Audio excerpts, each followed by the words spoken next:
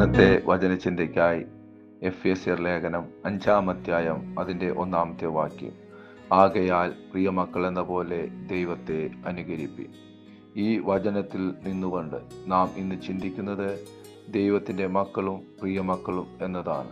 1 യോഹന്നാൻ 3:1 നാം വായിക്കുന്നു, നാം ദൈവമക്കൾ എന്ന് വിളിക്കപ്പെടുവാൻ പിതാവ് എത്ര വലിയ സ്നേഹമാണ് നമുക്ക് തന്നിരിക്കുന്നത്. നമുക്ക് കിട്ടിയ മക്കളെന്ന പദവി വലിയ അനുഗ്രഹമാണ്. ഇത് നമ്മളെ ബലപ്പെടുത്തുകയും സന്തോഷിപ്പിക്കുകയും ചെയ്യുന്നു. നമ്മൾ ഈ ഭൂമിയിൽ ജനിക്കുമ്പോൾ ലഭിച്ച പേര് പോലെ ക്രിസ്തുവിനെ രക്ഷിതാവായി സ്വീകരിച്ചപ്പോൾ നമുക്ക് ലഭിച്ച ഒരു സ്ഥാനമാണ് ദൈവമക്കൾ എന്നുള്ളത്. എന്നാൽ ഒരു കുഞ്ഞ് എന്നും കുഞ്ഞായിരിക്കുവാൻ ആഗ്രഹിക്കാത്തതുപോലെ നാമും ക്രിസ്തുവിൽ വളരുവാൻ ആഗ്രഹിക്കുകയും വളരുകയും ചെയ്യണം. നാം ദൈവത്തിൻ്റെ മക്കളെന്ന പദവിയിൽ നിന്ന് പ്രിയമക്കൾ എന്ന ഒരു പുതിയ തലത്തിലേക്ക് വളരണം. എന്താണ് പ്രിയമക്കൾ എന്നതിൻ്റെ അർത്ഥം? മക്കൾ എന്ന നിലയിൽ നമുക്ക് ദൈവത്തിൻ്റെ സ്നേഹം സ്വീകരിക്കുവാൻ കഴിയും. എന്നാൽ പ്രിയമക്കളായി തീരുമ്പോൾ ദൈവത്തിൻ്റെ സ്നേഹത്തിന് തിരിച്ച് നമ്മുടെ ജീവിതം കൊണ്ട് മറുപടി നൽകി തുടങ്ങും. ദൈവമക്കൾ എന്നത് വെറുമൊരു സ്ഥാനമല്ല, ക്രിസ്തുവിൽ ജീവിക്കുന്ന ഒരു അവസ്ഥയാണ്. ദൈവത്തിൻ്റെ പ്രിയമക്കൾ അവിടുത്തെ ഇഷ്ടം തിരിച്ചറിഞ്ഞ് ക്രിസ്തുവിനെ അനുകരിച്ച് ജീവിക്കുന്നു.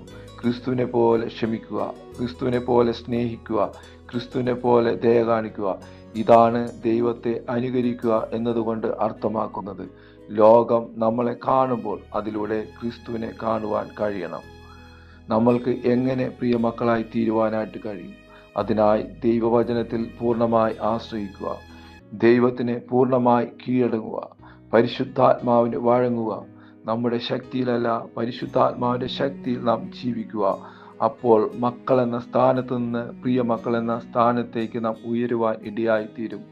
അപ്പോൾ ദൈവത്തിൻ്റെ എല്ലാ അനുഗ്രഹങ്ങളും വാഗ്ദത്തങ്ങളും നമ്മുടെ ജീവിതത്തിൽ പൂർണ്ണമായി നിറവേറും.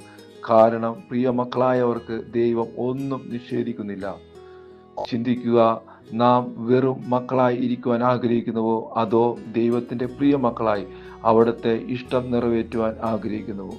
നാം ദൈവത്തിൻ്റെ പ്രിയമക്കളായി അവിടുത്തെ അനുകരിക്കുന്ന ഒരു ജീവിതം നയിക്കുവാൻ തുടർന്നുള്ള നാളുകളിൽ പരിശുദ്ധാത്മാവ് നമ്മളെ ഓരോരുത്തരെയും ശക്തീകരിക്കട്ടെ, ബലപ്പെടുത്തട്ടെ. ഈ വചനങ്ങളാൽ എല്ലാവരെയും സ്വർഗത്തിലെ ദൈവം ഒരുമിച്ച് അനുഗ്രഹിക്കട്ടെ. ആമേൻ.